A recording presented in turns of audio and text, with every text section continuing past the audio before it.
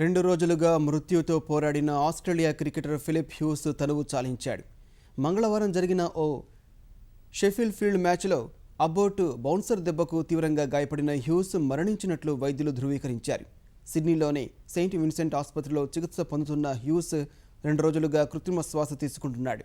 అయితే స్వయంగా ఊపిరి పీల్చుకోలేకపోవడంతో పాటు మెదడులోని కీలకమైన నరం తీవ్రంగా దెబ్బతినడంతో అతడు కోలుకోలేకపోయాడని వైద్యులు వివరించారు.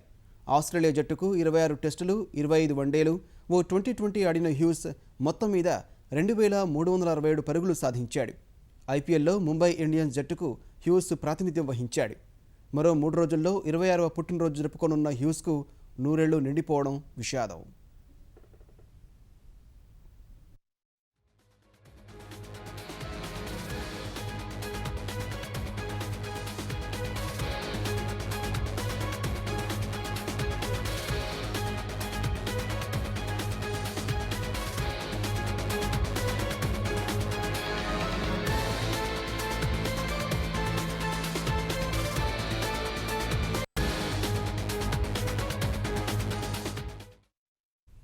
రెండు రోజులుగా మృత్యుతో పోరాడిన ఆస్ట్రేలియా క్రికెటర్ ఫిలిప్ హ్యూస్ తనువు చాలించాడు. మంగళవారం జరిగిన ఓ షెఫీల్డ్ షీల్డ్ మ్యాచ్లో అబ్బోట్ బౌన్సర్కు తీవ్రంగా గాయపడిన హ్యూస్ మరణించినట్లు వైద్యులు ధృవీకరించారు. సిడ్నీలోని సెయింట్ విన్సెంట్ ఆసుపత్రిలో చికిత్స పొందుతున్న హ్యూస్ 2 రోజులుగా కృత్రిమ శ్వాస తీసుకుంటున్నాడు.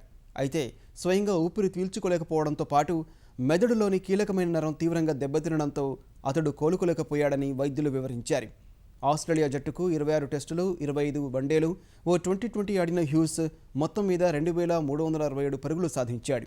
ఐపీఎల్లో ముంబై ఇండియన్స్ జట్టుకు హ్యూస్ ప్రాతినిధ్యం వహించాడు.